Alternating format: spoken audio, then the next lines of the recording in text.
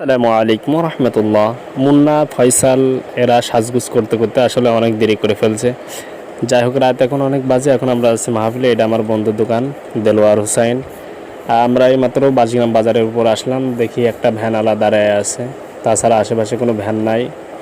অবশেষে এই ভ্যানটি আমরা সিলেক্ট করলাম। এরপরে আমরা রওনা দিলাম মুফতি আমির হামজা হুজুরের মাহফিলে।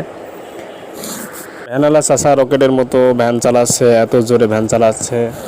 তিনি ভ্যানে চড়তে আসলে মজা লাগে। দেখতে দেখতে আমরা অবশেষে মাহফিলের প্যান্ডেলে পৌঁছাই গেলাম, আলহামদুলিল্লাহ।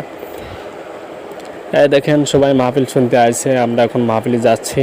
এই যে মাহফিল স্টেজের পাশাপাশি চলে আসছি আমরা। এখানে আশেপাশে অনেক কিছু বিক্রি করছে। এটা হচ্ছে মাহফিল স্টেজ।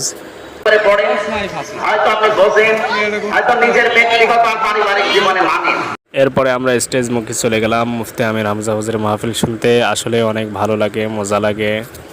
আলহামদুলিল্লাহ, মাহফিলের লোকজনের আনাগোনা অনেকটা ভালো ছিল। সবাই খুব মনোযোগ দিয়ে মাহফিল শুনতেছিল। আলহামদুলিল্লাহ, সকলের প্রতি শ্রদ্ধা রেখে মুফতি আমির হামজা হুজুর অনেক সুন্দর আলোচনা করছিলেন। এদের সাথে দেখা হয়ে গেল। নাহিদ দেখেন আমাকে বাদাম দিচ্ছে, বাদাম খাওয়ার জন্য বাদাম দিল। অবশেষে ভালো লাগলো। আমরা সবাই মিলে বাদাম খাচ্ছিলাম, মাহফিল শুনছিলাম। দেখেন কত মিডিয়ার লোকজন এখানে আইছে। আলহামদুলিল্লাহ, মুফতি আমির হামজা হুজুরের মাহফিল আসলে অনেক সুন্দর। বাস্তবে এত সুন্দর হবে আসলে ভাবতে পারি নাই। এখন মোনাজাত হচ্ছে। এরপরে হুজুর স্টেজ থেকে নামে চলে যাচ্ছে। হুজুরের সাথে মুসাফা করার জন্য অনেক লোকজনের আনাগোনা দেখা যাচ্ছে।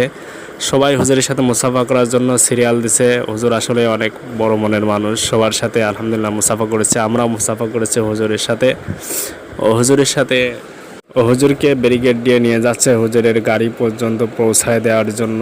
সবাই হুজুরের মহব্বত করে, হুজুরের ডানে বায়ে সবাই মহব্বত করে হুজুরকে আগায় দিচ্ছে। আলহামদুলিল্লাহ, হুজুর গাড়িতে উঠে পড়েছেন। আমরাও চলে যাচ্ছি। মাহফিল শেষ। এখন আমরা বাসগ্রাম বাজারে এসে নামলাম। এই যে বাসগ্রাম বাজারে ভাইয়ের সাথে আবার দেখা হয়ে গেল। ভাই বলছে, এত ভিডিও করছো, আমার একটা ভিডিও করো।